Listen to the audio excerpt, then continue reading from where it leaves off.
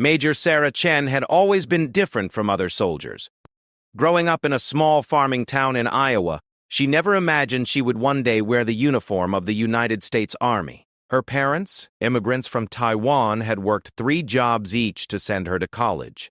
They dreamed of her becoming a doctor or lawyer, not a soldier. But Sarah felt called to serve her country in a different way. The morning sun cast long shadows across Fort Bragg. As Sarah walked toward the main administration building, she had been summoned to meet General Morrison, a man whose reputation preceded him wherever he went. Known for his iron discipline and unwavering loyalty to military protocol, General Morrison had earned both respect and fear from those under his command. His career spanned 3 decades, multiple deployments, and countless commendations. He was the kind of officer who expected immediate compliance with every order, no matter how small.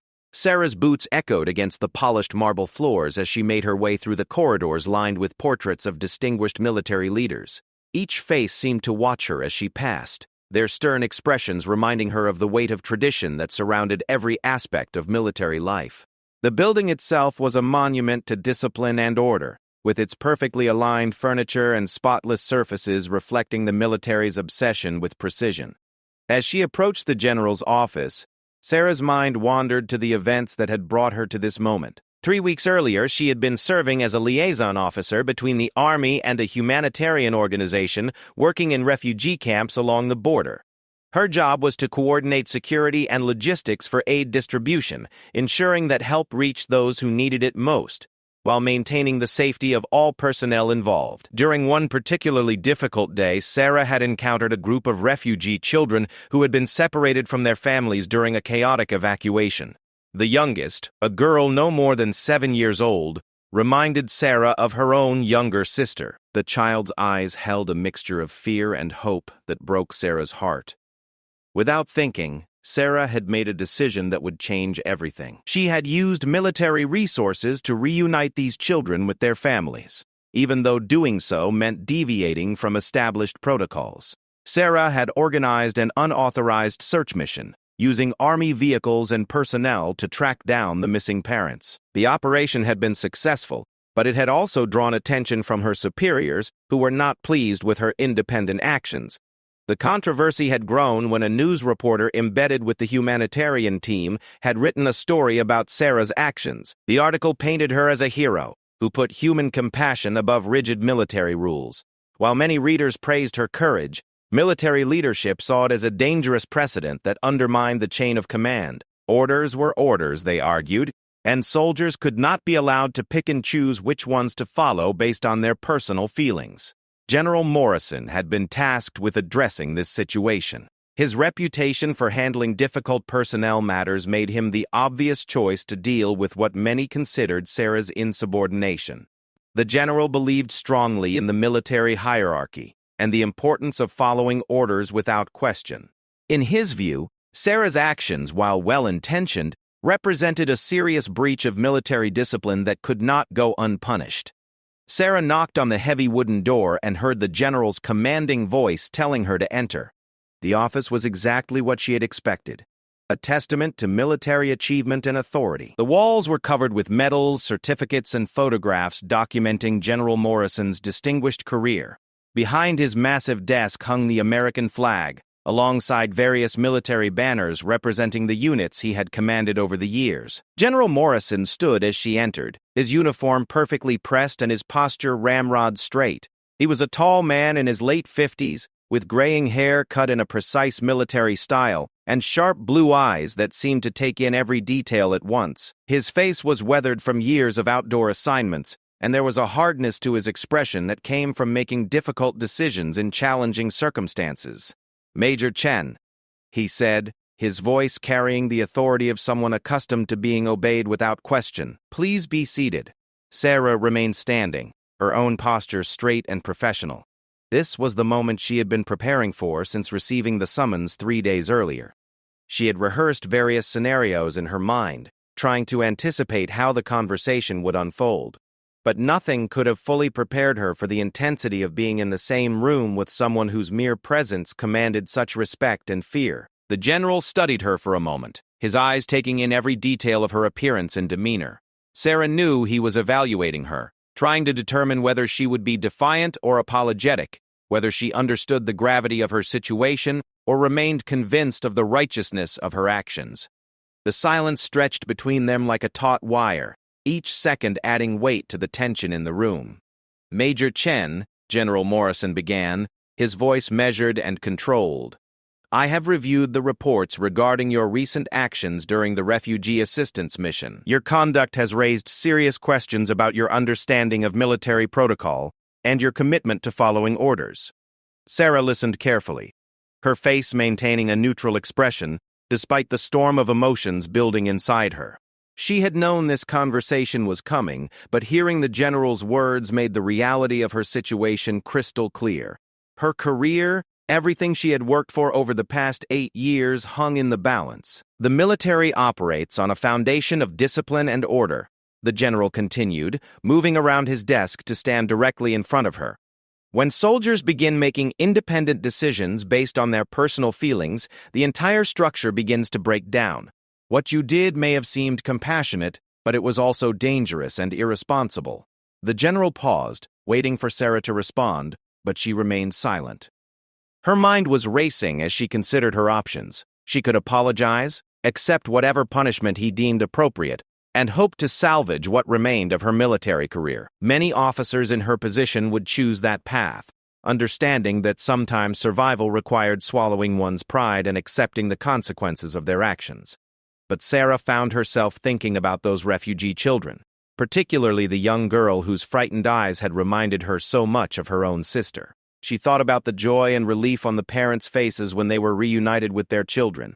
She thought about the reporter's article, which had described her actions as an example of the best qualities of American military service: courage, compassion, and the willingness to do what was right even when it was difficult. General Morrison walked back to his desk and picked up a folder containing Sarah's personnel file. He opened it and began reading from her service record, highlighting her achievements and commendations over the years.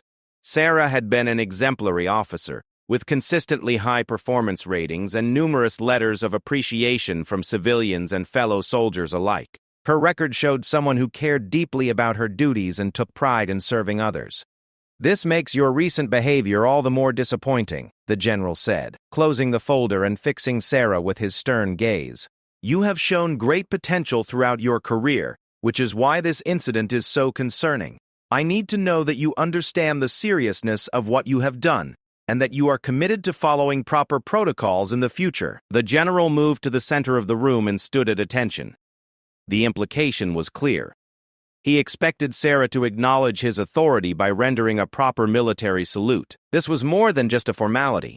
It was a test of her willingness to submit to military hierarchy and accept her place within the chain of command. A salute in this context would represent her acknowledgement that she had been wrong, and that she accepted his authority to judge and punish her actions. Sarah looked at the general standing before her, his chest decorated with ribbons and medals representing decades of faithful service to his country. She understood what he represented and respected the sacrifices he had made throughout his career. But as she stood there in that moment, facing the choice between submission and standing by her principles, Sarah realized that some things were more important than following orders blindly. The seconds ticked by as Sarah remained motionless, her arms at her sides, her eyes meeting the general's with quiet determination. She could see the surprise and then growing anger in his expression as he realized she was not going to comply with his unspoken demand. The tension in the room became almost unbearable as two strong-willed individuals engaged in a silent battle of principles and authority. General Morrison's face darkened as he realized what was happening. In all his years of military service, he had rarely encountered such open defiance from a subordinate officer. Sarah's refusal to salute was more than just a breach of protocol. It was a direct challenge to everything he represented and believed in. The silence stretched on, each moment adding to the weight of Sarah's decision and the consequences she would surely face. General Morrison's jaw tightened as the defiant silence continued. His military career had been built on the foundation of respect for authority and the unquestionable nature of military hierarchy. Never in his 30 years of service had he encountered such blatant disrespect from a subordinate officer. The air in the room seemed to crackle with tension as he processed what was happening before his eyes. "Major Chen," he said, his voice dropping to a dangerously low tone. "I am ordering you to render the appropriate courtesy to a superior officer. This is not a request." Sarah felt her heart pounding in her chest, but her resolve remained firm. She had crossed a line from which there would be no return, and she knew the consequences would be severe. Court-martial proceedings, dishonorable discharge, and the end of everything she had worked for over the past 8 years were all distinct possibilities. But something deeper than career preservation was driving her actions now. "Sir?" Sarah said quietly, her voice steady despite the turmoil inside her. "I cannot in good conscience salute an order or a system that would punish compassion and humanity." The general's face flushed red with anger. He had dealt with difficult soldiers before, but Sarah's words struck at the very core of his beliefs about military service. To him, the military strength came from its unity of purpose and unwavering discipline. Individual conscience was a luxury that soldiers could not afford when lives and national security were at stake. "You think your personal feelings are more important than military discipline?" General Morrison demanded, his voice rising. "Do you have any idea what chaos would result if every soldier decided they could follow their conscience instead of their orders?" Sarah understood his point, but she also understood something he seemed to have forgotten. The military existed to serve the people, not the other way around. When military protocols prevented soldiers from protecting innocent lives, those protocols needed to be questioned, not blindly followed. "Sir," Sarah replied, "I became a soldier to protect people, not to abandon them when they needed help most. Those children would still be separated from their families if I had followed protocol exactly." General Morrison began pacing behind his desk, his hands clasped tightly behind his back. Sarah's words forced him to confront an uncomfortable truth. Her unauthorized mission had indeed saved lives and reunited families. The children she had helped were safe because she had chosen compassion over compliance. But accepting this reality would undermine everything he had built his career upon. The general stopped pacing and turned to face Sarah directly. "Major Chen, your actions may have had positive results, but they were achieved through insubordination and disregard for proper channels. What happens when the next officer decides to follow their conscience and gets people killed? What happens when personal judgment replaces military discipline?" Sarah knew these were valid concerns, but she also knew that blind obedience could be just as dangerous as independent action. History was full of examples of soldiers who had followed immoral orders simply because they were told to do so. The balance between duty and conscience was delicate, but it was a balance that every moral person in uniform had to navigate. "Sir, I understand the importance of military discipline," Sarah said, "but I also believe that discipline without moral foundation becomes meaningless. We are taught to be warriors, but we are also taught to be protectors. Sometimes those two roles conflict, and we have to choose which one serves the greater good." General Morrison felt his frustration mounting. Sarah's arguments were not those of a typical insubordinate soldier seeking to avoid responsibility. She was articulating a thoughtful position that challenged fundamental assumptions about military service. This made her both more dangerous and more worthy of respect than a simple troublemaker would have been. The general moved to the window overlooking the training grounds, where hundreds of soldiers were conducting their daily exercises. He watched them moving in perfect formation, following orders without question, embodying the discipline and unity that he believed made the American military the finest fighting force in the world. But Sarah's words had planted a seed of doubt that he found deeply disturbing. "Major Chen," he said without turning around, "do you realize that your actions have been reported to the Pentagon? There are people at the highest levels of military leadership who want to make an example of you. They see your behavior as a threat to military order that cannot be tolerated." Sarah felt a chill run down her spine, but she remained standing at attention. She had known that her actions would have consequences, but hearing about Pentagon involvement made the situation feel even more serious than she had imagined. Still, she could not bring herself to regret helping those children, regardless of what it might cost her personally. The general turned back to face her, his expression showing a mixture of anger and something that might have been grudging respect. "I have been instructed to give you one final opportunity to demonstrate your commitment to military discipline. If you render the appropriate salute and acknowledge your error, There may still be a chance to salvage your career with appropriate punishment. If you continue this defiance, the consequences will be severe and irreversible. Sarah felt the weight of the moment pressing down on her. Everything she had worked for since joining the military was hanging by a thread. Her parents would be devastated if she was court-martialed and discharged in disgrace. Her younger sister looked up to her as a role model, and Sarah hated the thought of disappointing her. The financial security and sense of purpose that military service provided would all disappear if she continued down this path. But as Sarah stood there considering her options, she found herself thinking about the people who had inspired her to join the military in the first place.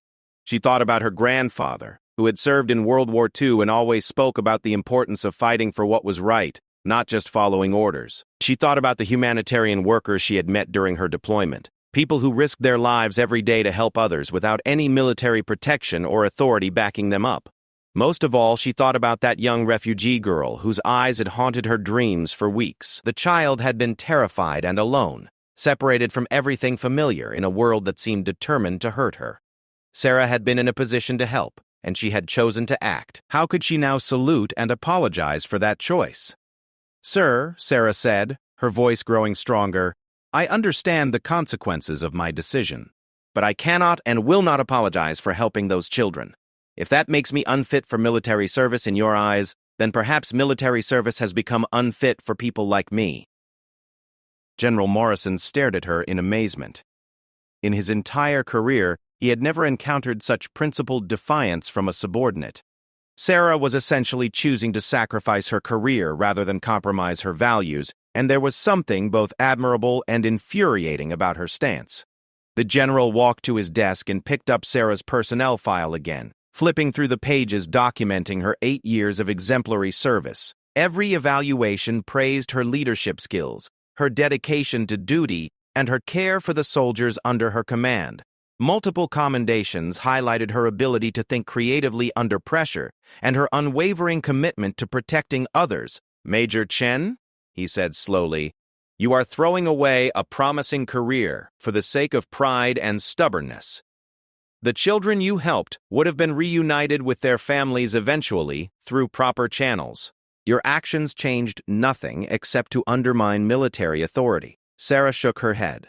"Sir, with respect, those children might have been reunited with their families eventually, but they also might not have been. The proper channels were slow and bureaucratic, more concerned with paperwork than with human suffering. Sometimes doing the right thing requires acting quickly, even if it means bending rules." The standoff continued as both individuals remained committed to their positions. General Morrison represented decades of military tradition and the importance of institutional authority. Sarah represented a newer generation of soldiers who believed that moral considerations should sometimes override institutional loyalty. Neither was willing to compromise their core beliefs, even in the face of serious consequences. As the tension in the room reached its peak, Sarah realized that this confrontation was about much more than her individual case. It represented a fundamental conflict between two different visions of what military service should mean in the modern world. The general's vision emphasized order, discipline, and unquestioning loyalty to authority. Sarah's vision emphasized moral courage, individual responsibility, and the protection of innocent life above all other considerations. The silence stretched on as both individuals prepared for whatever would come next, neither knowing that Sarah's next words would change everything in ways neither of them could have imagined. General Morrison moved back to his position in the center of the room, his face a mask of controlled fury. The situation had escalated far beyond what he had anticipated when he first summoned Major Chen to his office. What should have been a simple disciplinary meeting had become a battle of wills between two fundamentally different philosophies of military service. "Major Chen," he said, his voice carrying the full weight of his authority, "I am giving you one final chance to show proper respect for military hierarchy. Render the appropriate salute, acknowledge your error in judgment, and accept whatever punishment is deemed appropriate. This is your last opportunity to salvage what remains of your military career." Sarah looked at the general standing before her, and for a moment she wavered. The smart thing to do would be to salute, apologize, and accept whatever punishment came her way. She could rebuild her career over time, learn to work within the system, and find other ways to help people that didn't conflict with military protocol. Many good officers had faced similar crossroads and chosen the path of compromise and accommodation. But as Sarah stood there, she found herself thinking about a conversation she had with one of the refugee camp workers just days before the incident that had brought her to this moment. The worker, an elderly woman named Maria who had spent decades helping displaced families, had told Sarah about her own military father and the lessons he had taught her about courage. "My father always said that real courage isn't about following orders," Maria had explained. "Real courage is about knowing when not to follow orders, when something bigger than yourself is at stake." He said that sometimes the most patriotic thing a soldier can do is to disobey, because blind obedience can be just as dangerous as cowardice. Those words echoed in Sarah's mind as she faced the most important decision of her military career. She thought about all the reasons why she should comply with the general's demand, but she also thought about the reasons why she couldn't. The children she had helped were safe because she had chosen conscience over convenience. How could she now pretend that choice had been wrong? Sarah took a deep breath and met the general's gaze directly. "Sir," she said quietly, "I cannot salute you in this context because doing so would represent an acceptance of a system that punishes compassion and rewards blind obedience. I respect your rank and your service to our country, but I cannot respect an order to abandon my principles." General Morrison's face turned an even deeper shade of red. Never in his 3 decades of military service had he encountered such defiant insubordination from a subordinate officer. Sarah's words struck at the very foundation of everything he believed about military discipline and the importance of hierarchy in maintaining order and effectiveness. "You are making the biggest mistake of your life," the general said, his voice shaking with barely controlled anger. "Your career is finished. You will face court-martial proceedings, and you will be discharged in disgrace, all because you couldn't follow a simple order to show proper military courtesy." Sarah felt a wave of sadness wash over her as she realized the full implications of her decision. 8 years of dedicated service, countless hours of training and preparation, dreams of continuing to serve her country in meaningful ways, all of it was about to end because she couldn't compromise her core beliefs about right and wrong. But even as she mourned the loss of her military career, Sarah felt a strange sense of peace. She had made her choice based on her deepest convictions about what it meant to be a good soldier and a good person. She could live with the consequences of that choice even if they were painful. General Morrison began walking toward his desk, presumably to begin the paperwork that would end Sarah's military career. But as he moved past her, Sarah suddenly spoke again, her voice barely above a whisper. "James Morrison," she said quietly. The general stopped dead in his tracks, his entire body freezing as if he had been struck by lightning. The color drained from his face as he slowly turned to look at Sarah with a mixture of shock and disbelief. For a moment, the carefully controlled military bearing that had defined his entire adult life seemed to crumble. "What did you say?" he asked, his voice barely audible. Sarah looked directly into his eyes, seeing past the uniform and the rank to the human being underneath. "James Morrison," she repeated. "That was the name of the boy who died trying to protect his little sister during the evacuation of Kandahar 15 years ago. You were the officer who held him as he died, who promised him that his sister would be safe." General Morrison staggered backward as if he had been physically struck. The memory that Sarah had just invoked was one of the most painful moments of his entire military career, a tragedy that had haunted him for 15 years and shaped every decision he had made since then. But how could this young major possibly know about something that had happened before she had even joined the military? "How do you know about that?" the general demanded, his voice shaking with emotion. Sarah's expression softened as she saw the impact her words had on the general. "Because James Morrison was my boyfriend," she said quietly. "We had been dating for 2 years, and he had just proposed to me before his deployment. I was the one who received his personal effects, including the letter he had written to me the night before he died." The general felt the room spinning around him as he struggled to process this revelation. The young man who had died in his arms 15 years ago had been engaged to the woman who now stood before him, defying his authority and challenging everything he believed about military service. "In that letter," Sarah continued, "James wrote about you. He described you as the kind of officer he hoped to become someday, someone who cared more about protecting people than following rules. He wrote about how you had bent regulations to get medical supplies to civilians, how you had risked your own career to evacuate families from dangerous areas, how you had always put human life above military protocol. General Morrison sank into his chair as memories flooded back. James Morrison had been one of the finest young soldiers he had ever commanded, full of idealism and courage, and determination to make a difference in the world. The general had recommended him for promotion just weeks before his death, and he had written to the young man's family expressing his deep respect and admiration for their son's service. James wrote that you told him the most important lesson of military service, Sarah said, her voice growing stronger. He wrote that you said a good soldier follows orders, but a great soldier knows when to break them to save lives. You told him that courage sometimes means standing alone against authority when innocent people need protection. The general stared at Sarah as if seeing her for the first time. The defiant young major who had refused to salute him was the same woman that James Morrison had planned to marry, the woman who had lost the love of her life in service to their country. The idealistic young man who had died in his arms had passed on the very lessons that now motivated Sarah's refusal to compromise her principles. James wrote about the conversation you had the night before he died, Sarah continued. He said you told him about your own struggles with military authority, about times when you had to choose between following orders and following your conscience. He said, you told him that the hardest part of being a good soldier was learning when to say no to bad orders. General Morrison felt tears beginning to form in his eyes as he remembered that conversation. He had been struggling with his own orders at the time, wrestling with directives that seemed more concerned with political considerations than with protecting civilian lives. He had shared his doubts with the young sergeant because he had recognized something special in him, a moral clarity that reminded the general of why he had joined the military in the first place. The irony of the situation was overwhelming. The principles that Sarah was defending with her refusal to salute were the same principles that he had taught to her deceased fiancé 15 years earlier. The courage she was displaying was exactly the kind of courage he had encouraged in James Morrison during their final conversation together.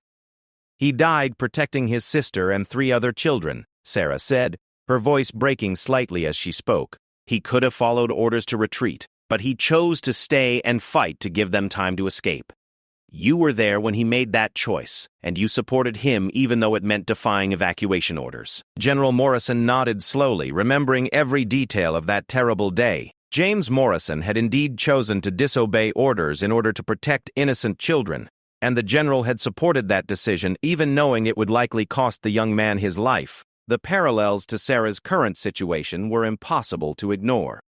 General Morrison sat in silence for several long minutes, his mind reeling from the revelation that had just shattered his carefully constructed worldview. The woman standing before him was not just another insubordinate officer challenging military authority for selfish reasons. She was the fiancée of James Morrison, the young man whose death had haunted the general for 15 years, and whose courage had reminded him of the highest ideals of military service. Sarah watched the general's face as he processed the connection between past and present. She could see the internal struggle playing out in his expressions as he grappled with the implications of what she had revealed. The rigid military officer who had demanded her salute was the same man who had once encouraged moral courage in the face of difficult orders. "Why didn't you tell me this from the beginning?"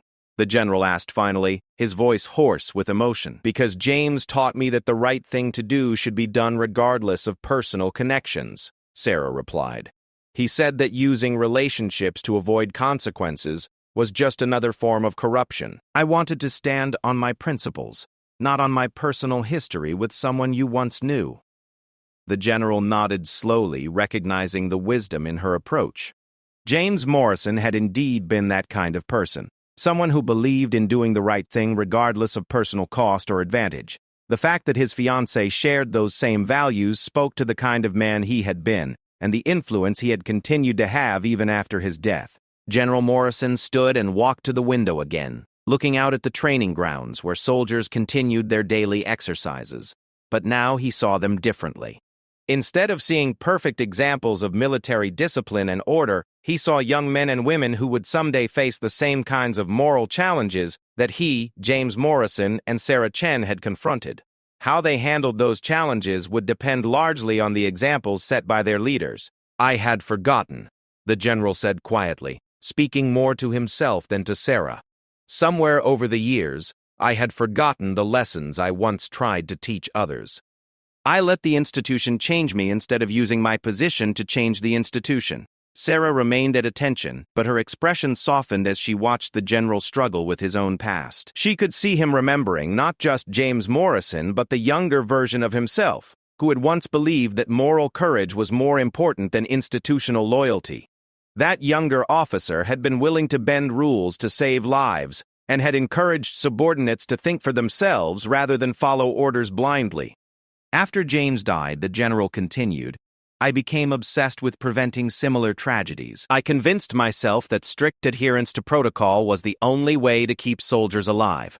I forgot that sometimes protocol itself can be the danger, that sometimes rules need to be broken to serve a higher purpose. The general turned back to face Sarah, and she was surprised to see tears in his eyes. This man who had seemed like an immovable force of military authority was revealing himself to be someone who had struggled with the same moral questions that kept her awake at night. The difference was that he had chosen institutional safety over moral risk, while she had chosen the opposite path. Sarah, he said, using her first name for the first time, what you did in that refugee camp was exactly what James would have done. It was what I would have done once upon a time before I let fear and institutional pressure override my moral compass. Sarah felt her own emotions stirring as she heard the general acknowledge the rightness of her actions. But she also felt sadness for the man who stood before her, someone who had clearly lost his way despite decades of distinguished service. The military needed leaders who could balance institutional needs with moral imperatives, but it was a difficult balance to maintain over the course of a long career. Sir, Sarah said gently, it's not too late to remember who you used to be. James saw something in you that inspired him to be better. That person is still inside you. General Morrison considered her words carefully. He thought about all the times over the past 15 years when he had chosen institutional safety over moral courage, when he had enforced rules without considering their human cost, when he had prioritized his own career advancement over doing what was right. The accumulation of those small compromises had gradually transformed him from the kind of officer James Morrison had admired into someone quite different. The Pentagon wants to make an example of you, the general said finally. There are powerful people who see your actions as a direct threat to military discipline and order. They want your court-martial to send a message that individual conscience cannot override institutional authority. Sarah nodded, having expected as much. I understand, sir. I knew the consequences when I made my choice, but the general was shaking his head. No, you don't understand. I'm not going to let that happen. James Morrison died defending children, and you risked your career for the same reason. If the military punishes that kind of courage, then we have lost our way completely. Sarah looked at him in surprise. Sir, what are you saying? General Morrison moved to his desk and picked up the file containing the reports about Sarah's actions.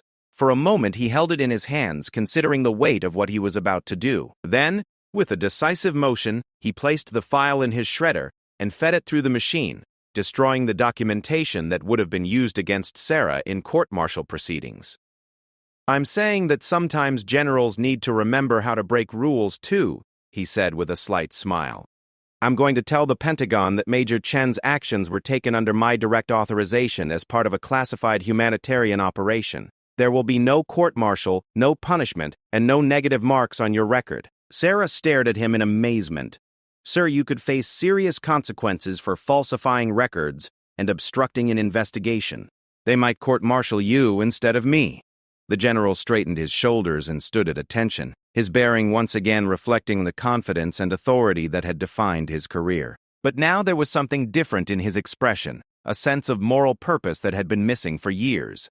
Let them try, he said firmly. I have 30 years of distinguished service and enough allies in the Pentagon to weather whatever storm they want to create. More importantly, I have finally remembered why I became a soldier in the first place. Sarah felt tears beginning to form in her own eyes as she realized what the general was doing. He was risking his own career and reputation to protect her, just as she had risked hers to protect those refugee children. It was exactly the kind of moral courage that James Morrison had admired and tried to emulate. There's one condition, the general said. I want you to consider transferring to a position where you can do more good. The humanitarian liaison role clearly suits you, and there are opportunities to expand that program if we have the right people in charge." Sarah nodded eagerly. The chance to continue serving while focusing on humanitarian work was more than she had dared to hope for. It would allow her to honor James's memory while pursuing the kind of meaningful service that had originally motivated her to join the military. General Morrison extended his hand to Sarah, and she shook it firmly. But then, in a gesture that surprised them both, Sarah stepped back and rendered a crisp military salute. This time, however, it wasn't a symbol of submission to institutional authority. It was a sign of respect for a leader who had rediscovered his moral compass and chosen to do the right thing despite personal risk. The general returned the salute with equal formality, and in that moment both of them understood that something important had changed. The confrontation that had begun with conflict and defiance had ended with mutual respect and shared commitment to principles that transcended military hierarchy. As Sarah prepared to leave the general's office, she thought about James Morrison and the letter he had written all those years ago. He had believed that the military could be a force for good in the world when led by people of conscience and courage. The events of this day had proven that his faith had not been misplaced. General Morrison watched Sarah leave, then sat down at his desk to begin the difficult task of explaining his actions to his superiors. He knew there would be consequences for his decision, but he also knew that he could finally look at himself in the mirror without shame. He had remembered the lessons he had once tried to teach others, and he had chosen moral courage over institutional safety. The confrontation that had threatened to end Sarah's career had instead become a moment of redemption for both of them. They had both learned that sometimes the most important military duty is knowing when to disobey orders, and that true leadership requires the courage to protect those who do the right thing even when it's difficult or dangerous. In the days that followed, Sarah would take on expanded responsibilities in humanitarian work, helping to establish new protocols that balance security concerns with moral imperatives. General Morrison would face questions from the Pentagon, but his sterling reputation and careful handling of the situation would protect him from serious consequences. Both of them would carry forward the memory of James Morrison and the lessons he had taught about courage, conscience, and the true meaning of military service. They had learned that sometimes refusing to salute can be the most patriotic thing a soldier can do,